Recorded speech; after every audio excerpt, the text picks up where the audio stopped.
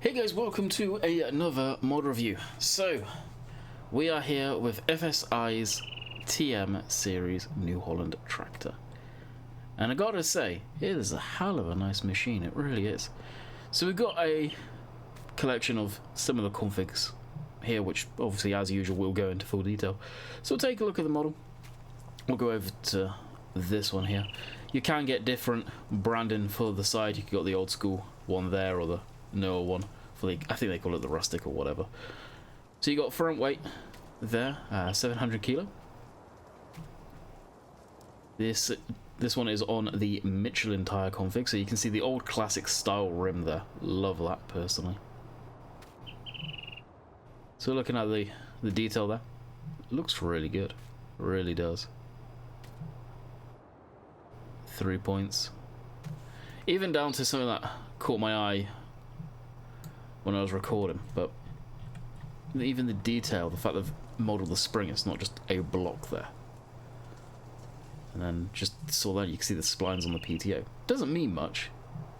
Most of us aren't even going to pass that up or pass it by and just shrug it off, sort of thing. I've got a data plate here. CNH Industry, Europe, Holden. Can kind of almost make out specs on it. Well, it's a train. The filters, yeah, you can see it then. CNH on the side again. Oh, I wonder how they got away with that. Adco. Not Adco. Yeah, Case. Iveco. Lots of different subsidiaries, I guess. Fuel filters. What we'll do is we'll take. Oh yeah, you got a number plate on the back. I'm not a personal fan of that. I kind of wish that was on the config where you could take it off and on, but each to their own. Something I think is part of the game issue. You see with the radio, and I'm guessing air conditioning stuff. Look how crisp and clean it is. It's ignoring the glasses there. See, it's got glass there. Even the decals there. Obviously, I'm presuming it's a game issue. It's something I've noticed even with the hair of the character, basically, it does it. But it's weird, you can see, well, the shininess, the detail on them, which actually is pretty damn good detail. Anyway, I digress. So I'll zoom up here and have a look at the interior, and I've got to say the interior on this thing's pretty awesome. So you see all the different lights there that come up. The actual PTO light does work, the indicator lights do work. The lights for what lights you got on actually work. Not sure if the beacon light down there works. It probably does. Over here, you've got your little gauge pod there, the speed, whether you're in reverse, neutral, or forward. One, whatever that is, and speed down there. PTO selector, the speed that you want on that. Random dog barking in the background. It's really detailed, actually, interior. Some parts I feel are a bit too shiny, like that. I think this is probably for your 3-point depth control. Seems way shiny compared to the rest of the stuff in there, but that's me nitpicking. So we'll jump inside the cab so you guys can have a look at that, and then we'll get on to the sounds. So the armrest and steering wheel do move by the looks of things. I knew about the steering wheel, didn't realise about the armrest. There you go, that goes down. And it's pretty nice. So switch on the lights, and the first negative hits for me. Interior lighting. I like the interior lighting, I like the idea behind it, but when you're at night time, it does get a bit annoying because your interior is lit up where you want to be seen out. You don't want your interior lit up. So I'm not a fan of that. The whole dash, of course, we're under spotlights, but the whole thing lights up really good. You have to take my word for it. Maybe I will blip the time into nighttime so we can see that. I'll fire it up so you guys can hear it.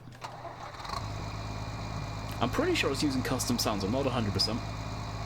We'll shut it down.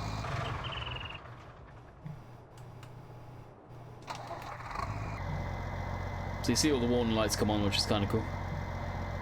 I wonder if I put the hazards on there. It does. There is a, what looks to be, I think that's the beacon one actually, you know.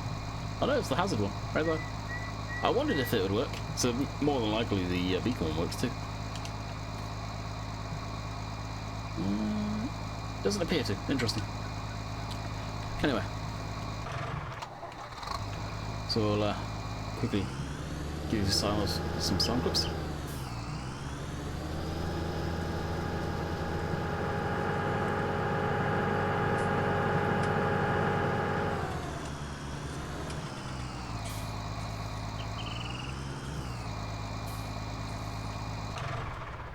I like the sound. I think it sounds really good. I don't know if it's stock sounds in game or whether they're custom ones. Another thing I have noticed as I get into it, at times, just above the right spoke, underneath what appears to be a accessory light switch or whatever, that flashes. It's Z fighting going on. Giants tractors do it, so I've noticed. Another thing that is a big one on my Let's Play of Greenwich Valley with Seasons, just recorded it. You guys will see that tomorrow if you watch those type of videos. And it's almost like go in a certain direction, the glass from inside disappears. You can see out as clear as day. If you guys remember the Fiat tractor when the game first launched, how it had no windows from the interior, it's kind of like that. It's really strange. And I tried to mimic it once I got in here, and to really no avail. Like right now it kind of looks like there is no glass there, but it's really, really strange. I'm kind of at loss for words because there is blatantly glass in here. I really don't know what to say on that one. So that is the tractor. Actually, we'll put on all the lights so you guys can see that.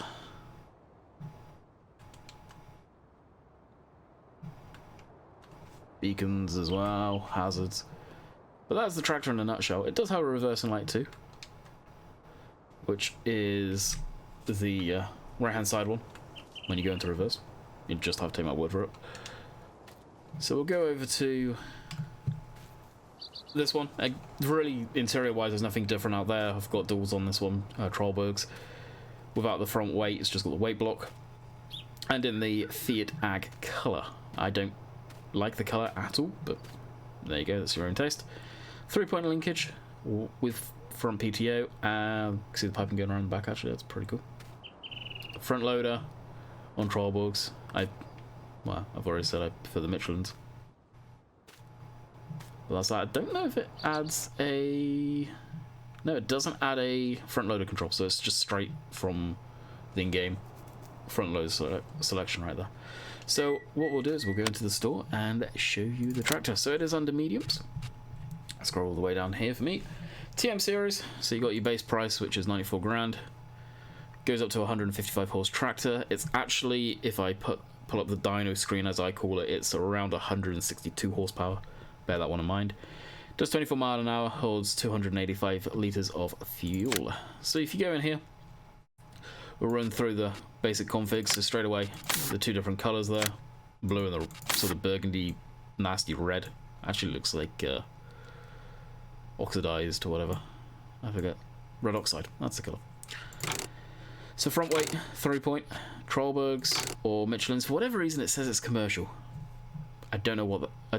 I don't know why we have the option for so many different Trollberg tires. And as far as the Michelin tires go, commercial. Don't like that. Don't like that. So you design New Holland 2002, and then well, I said it was rustic. No, it's restyle. The restyling of that. Whatever you want on that one. And then your engine, you got the 120, 130, 140, and the 155, which is actually around 162. And then you've got your front loader on and off there. And that's it. That is this tractor in a nutshell.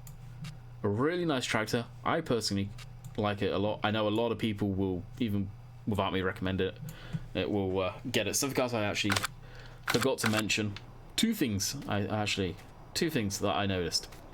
When I was messing around and I noticed the windows didn't seem to be working properly on that Let's Play game, so for whatever reason, I got really looking. Look at the windscreen wiper.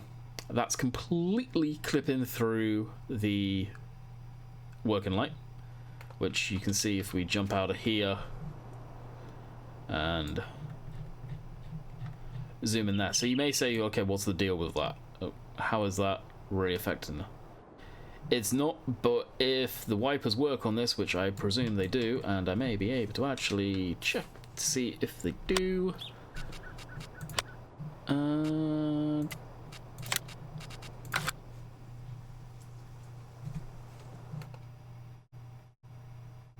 They work, but you can see it's clipping through either light.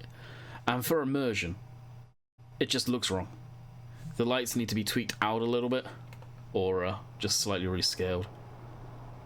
They could be angled up a bit more and that'll solve the problem. Or if there's a smaller windscreen wiper they can use in game, that'll be cool as well. So there was that. Oh. How many different states are there? Oh, I didn't realise you can adjust the speed. Anyway, another thing I've noticed. The FOV on this thing does seem extremely zoomed back.